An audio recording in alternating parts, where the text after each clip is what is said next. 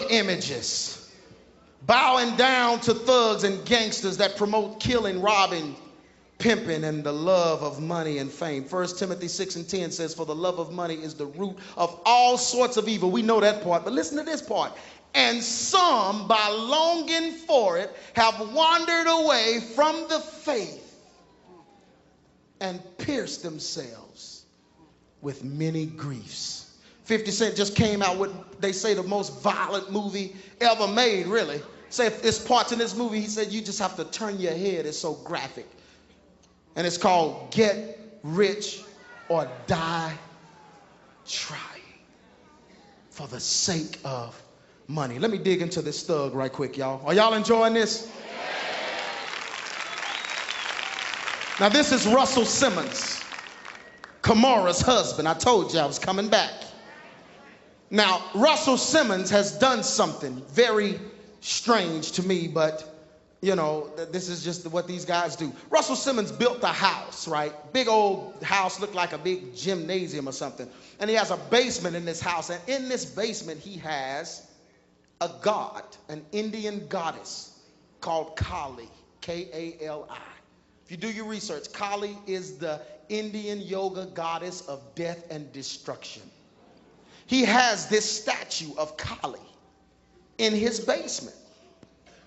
In his temple, in his house. And he prays to this statue every morning. Now, this is the guy with fat farm clothes, right? This is Kali. With all the arms and...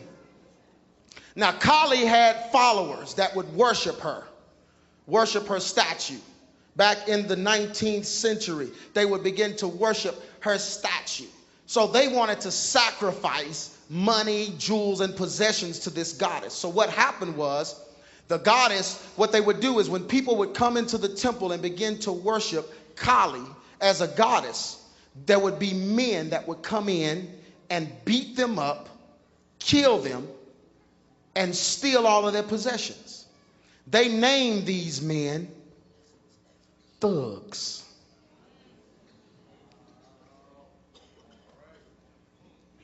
Now, this is an image of what these men would look like. These men would go in, they'd beat the women up, beat the men up, or whoever was worshiping Kali. They'd steal all of their possessions, right? And they'd hide it on their bodies, and they would put like jewelry and stuff in their mouths, and they would hide all of the possessions, and they would be like robbers and thieves. They were named thugs. Now, Russell Simmons, who is the godfather, supposedly, of hip-hop, or one of the gods, I forgot what his title is, of hip-hop, but he worships the goddess that ruled over, or supposedly ruled over, these thugs. Now, when we see the guys trying to be thugs, I'm a gangster, I'm a thug, they have no idea what they're saying, but they're setting themselves up to channel ancient spirits. Listen to what I'm saying. Russell Simmons worships Kali because of her involvement with the thug. The thug is synonymous of the hip-hop culture.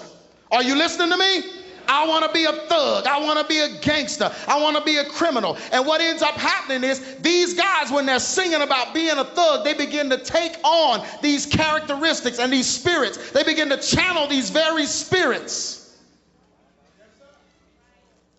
That's Mike Jones. Now, my thing is, did Mike Jones look up the thug to see what the thug looked like? Because when I see these two pictures, I see a very accurate similarity, which is so-called a familiar spirit. The jewelry in his mouth, just like the thug. Facial expression. Every time he's rapping, he does this. It's a channeling of a spirit. Listen to what I'm saying. This stuff is older than you think it is. Slim Thug and Lil Jon and 50 Cent and Young Buck. These guys are glorifying being thugs. And they are channeling the ancient spirits that used to worship this goddess, Kali.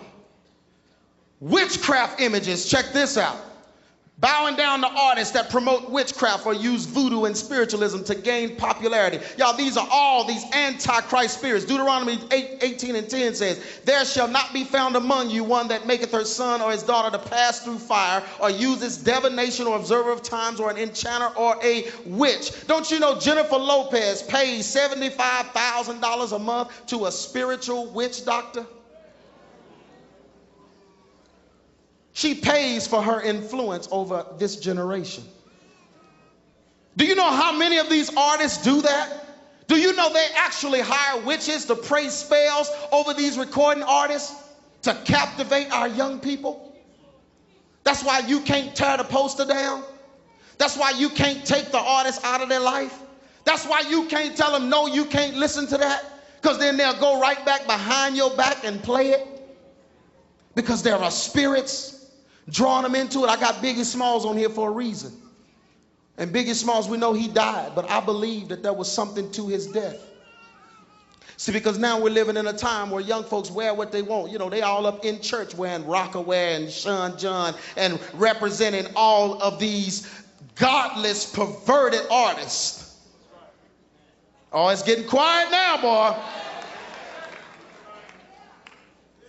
But Biggie Smalls, see, this is what hip-hop does. It takes something we know is wrong and tries to make it right. Biggie Smalls has an organization called the Junior Mafia. And in the Junior Mafia, he had broken the Junior Mafia up into 3 groups. He called each group a 6. Yeah, I'm going there. Yeah, that's it. So he would call the entire Junior Mafia 666. He had clothes made and was getting ready to start a clothing line right before he died called 666. Now, can you imagine, had he lived and done that, how many of our young folks would be right up here in church wearing the mark of the beast? Because when the devil wants to push an antichrist agenda, all he has to do is raise up a superstar. They be in here defending it. The holy hip hoppers, well, it don't mean that. It don't mean 666 no more. It mean 3.